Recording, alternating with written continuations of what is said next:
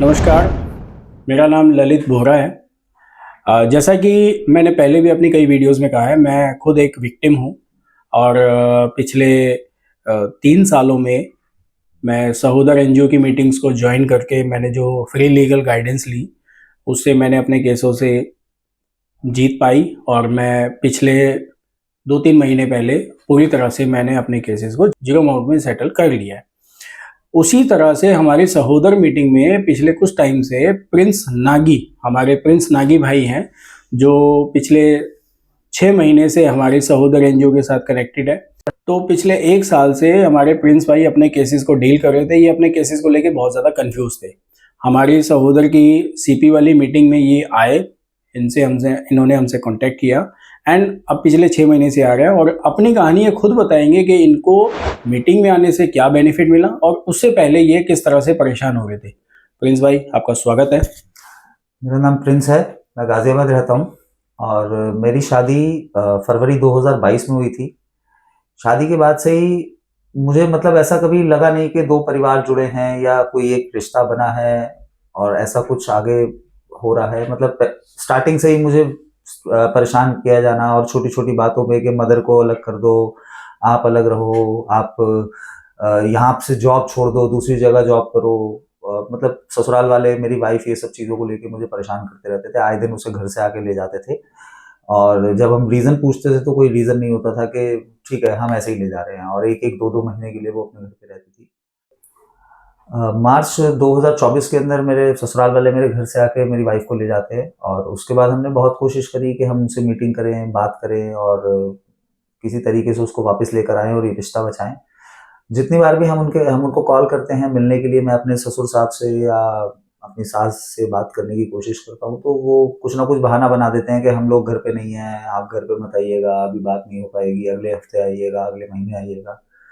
मुझे लगा शायद ये कुछ गलत हो रहा है। मैंने बिना बताए जाने का सोचा और मैं अपने घर वालों को, अपने घर के सीनियर सिटीज़न्स को, मेरे मामा जी 76 ईयर ओल्ड हैं, मेरी मदर 70 ईयर ओल्ड हैं, इन सबको लेके मैं उनके घर पे गया, तो हमारी बेइज़्ती करके हमें घर से भगा दिया गया कि जब हमने आपको बुलाया ही नहीं है, तो आप क्यों आए? मैंने अगले हफ्ते दोबारा ट्राई किया, उसके बाद फिर ट्राई किया, उसके बाद फिर ट्राई किया, कम से कम मैं 20 बार उनके घर पे गया, बट हर बार यही कि हम आपसे कोई बात नहीं करना चाहते, आप वापस चले जाइए। मुझे किसी ने सजेशन दिया कि आप सेक्शन 9 का एक केस डालिए और आपका राइट है एचएमए में, हिंदू मैरिज एक्ट के अकॉर्डिंग, कि आपकी वाइफ आपके साथ रहे। वहाँ पर भी आए वो लोग और मेरे बड़े साले ने और ससुर ने मेरे ऊपर बाइक से पीछे आके मेरे ऊपर अटैक किया। आज भी मैंने वो अपनी गाड़ी का शीशा अभी तक ठीक नहीं कराया है। बहुत ज़्यादा परेशान होने के बाद शायद मैंने सुसाइड का सोच लिया था। मैंने सोच लिया था कि मैं ये दुनिया छोड़ दूँगा और मेरे बस की नहीं है ये केसेस में लड़ना, क्योंकि मैं जहाँ भी जाता था, जिससे भी बात होती थी, सब यही कहते थे कि अगर आपके ऊपर केस डले हैं तो आप समझो कि आप फँस गए, लड़की की ही सुनी जाती है, लड़की के बारे में, मतलब मेंस के लिए कोई कानून नहीं है। तो मैं बहुत परेशान हो चुका था। फिर पता नहीं कोई भगवान बन के आए मेरी लाइफ में और उन्होंने मुझे बताया कि सहोदर के नाम से एक एनजीओ है, जिनकी मीटिंग्स दिल्ली में अलग-अलग जगह पे होती हैं, तो आप एक बार उनसे कॉन्टैक्ट करो। मेरे को मोबाइल नंबर भी कहीं से उन्होंने, हेल्पलाइन नंबर भी लेकर दिया। सहोदर की मीटिंग मैंने पहली बार कनॉट प्लेस में जॉइन किया। मेरे लिए शायद ये, अंदर से मैं टूट चुका था और मेरे मन में ये था कि मुझे सुसाइड करनी है, बट फिर भी मैं किसी के कहने से एक बार वहाँ चला गया और मुझे सहोदर में जाने से जो सबसे बड़ा फ़ायदा मिला है, मुझे लगता है कि मैं आज ज़िंदा हूँ। क्योंकि अगर शायद मैं सहोदर में नहीं आता तो मैं सुसाइड कर लेता। और जिस दिन मैं पहले दिन मीटिंग में गया तो मेरे जैसे ही कोई भाई थे विक्टिम, जिनके ऊपर झूठे केस, झूठे एलिगेशन लगे हुए थे और वो केस जीते थे और उस दिन वो मिठाई बाँट रहे थे। तो मुझे एक आशा की किरण दिखी कि नहीं, लड़के भी केस जीत सकते हैं, बट रास्ता सही होना चाहिए, गाइडेंस सही होनी चाहिए। वो गाइडेंस हमें सहोदर से मिलती है। फिर आज बहुत सारे मित्र हैं, दोस्त हैं जो सहोदर के अंदर आने से मेरे मित्र बने हैं और वो सभी को कहीं न कहीं पे कुछ न कुछ फ़ायदा मिल रहा है। सबके केस अलग-अलग तरह के हैं। मेरा मानना ये है कि ये झूठे केस, ये सब चीज़ें, ये लाइफ़ का पार्ट है। ठीक है, अगर किसी ने कर दिया, आप फाइट कीजिए। आप, अगर मैं लड़ने की हिम्मत रख सकता हूँ, मैं लड़ सकता हूँ, तो सबको हिम्मत मिलेगी। सबको एक बार आके प्लीज़ एक बार इसमें मीटिंग में आना चाहिए। झूठे केस डालने के बाद भी मेरे ससुराल वालों ने मेरा पीछा नहीं छोड़ा। जैसे मैंने अभी बताया कि मेरे ऊपर बाइक से पीछे आके मेरे ऊपर अटैक किया गया और इसके अलावा भी एक और किस्सा है कि सीएडब्ल्यू सेल में जब हमारा केस चल रहा था तो वहाँ पर हमने कॉम्प्रोमाइज़ किया और 25 अगस्त 2024 को मेरी वाइफ मेरे साथ मेरे घर आई।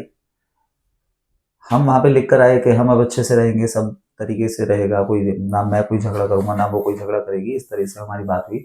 बट पता नहीं उनके मन में क्या था। उसके भाई ने मेरे को फोन करके धमकी दी कि नहीं तो हम आपको देख लेंगे। मैंने कहा भाई क्या चाहते हो तुम लोग, इतने महीनों के बाद हमारा कॉम्प्रोमाइज हुआ है, ये वापस आई है, अब हम लोग अच्छे से रह रहे हैं। मैं खून का घूंट पी के रह गया, मुझे घर बसाना था, मुझे अपने परिवार को खराब नहीं करना था, अपने शादीशुदा जिंदगी को खराब नहीं करना था, मैं चुप हो गया। मगर उसके बाद अचानक से एक दिन मेरी वाइफ नीचे सोसाइटी के अंदर वॉक करती हुई मिली। मैं दिखी तो मैंने उसको गाड़ी में बैठा लिया, मैंने कहा चलो कहीं घूम के आते हैं। गाड़ी में बैठ के वो कुछ व्हाट्सएप के चैट्स डिलीट कर रही थी।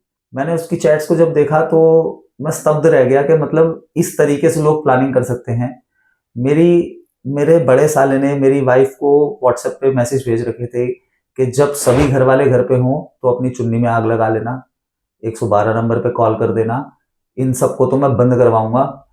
और मैं देखता हूँ, मतलब मैं वो शब्द इस समय सोशल मीडिया के सामने नहीं बोल सकता कि जो शब्दों का प्रयोग उसने किया था। उसके जवाब में मेरी वाइफ उसको जवाब देती है कि अगर मैं ऐसा करूंगी तो मैं फंस जाऊंगी। तो मेरे साले ने रिप्लाई किया कि किसी भी बात पे कोई झगड़ा करो और वापस आ जाओ। 25 अगस्त 2024 को मैं अपनी वाइफ को CAW सेल से कॉम्प्रोमाइज करके वापस लाया था और मात्र 4 दिन के बाद 29 अगस्त 2024 को मेरी वाइफ मेरे घर में बिना किसी को बताए, बिना कुछ जानकारी दिए घर से चली गई। मुझे नहीं पता वो ऑटो से गई, वो बस से गई, वो ट्रेन से गई, उसको कोई लेना आया हुआ था, या वो कैसे अपने घर पहुंची। मैं रात को 12 बजे तक सड़कों पे ढूंढ रहा हूँ, मेट्रो स्टेशन पे ढूंढ रहा हूँ, मेरे घर के पास में मॉल हैं, वहां जाके मैंने ढूंढा, आसपास की सोसाइटीज में ढूंढा, बट कहीं नहीं मिली। आखिर परेशान होकर मैंने अपने नियरेस्ट पुलिस स्टेशन में इसकी कंप्लेंट की, एक शिकायत दी।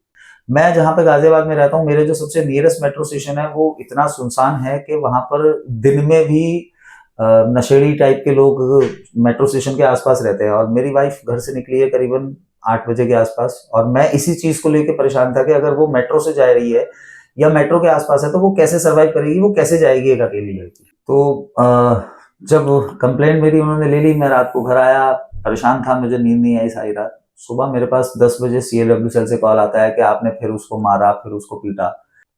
बहुत ज्यादा मतलब परेशान हो गया था कि मैंने मेरे बताए बिना, मेरे घर में किसी को बताए बिना मेरी वाइफ घर से जा रही है और फिर CAW में जाके कंप्लेंट कर रही है कि मुझे मार के भगा दिया।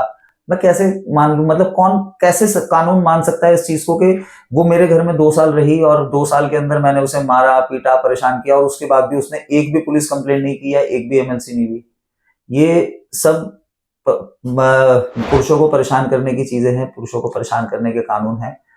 और इन कानूनों का देखिए जब तक कोई हल नहीं निकलता तो मेरे को सिर्फ एक ही हल दिखता है, सहोदर। हमारा हेल्पलाइन नंबर है सहोदर का। कभी भी आपको लगता है कि आपके ऊपर कोई भी इस तरह की कोई प्रॉब्लम आ रही है या आप परेशान है तो आप कॉल कीजिए, आप बिल्कुल आइए। फ्री एडवाइस दी जाती है और वो एडवाइस सच में काम करती है। मैं अगर आज जिंदा बैठा हूं तो सच में आप ये मानिए कि वो एडवाइस काम कर रही है। मैं लड़ रहा हूं और मैं आगे भी लड़ने के लिए तैयार हूं, और ये हिम्मत मुझे सहोदर से ही मिली है। इवन इसका तो मैं खुद एक जीता जागता एग्जाम्पल हूँ। पिछले 3 साल में मैंने भी अपने केसों को लड़ा, फाइटिंग किया। मैं भी उस टाइम पे सुसाइड के ऑलमोस्ट लेवल पे चला गया था।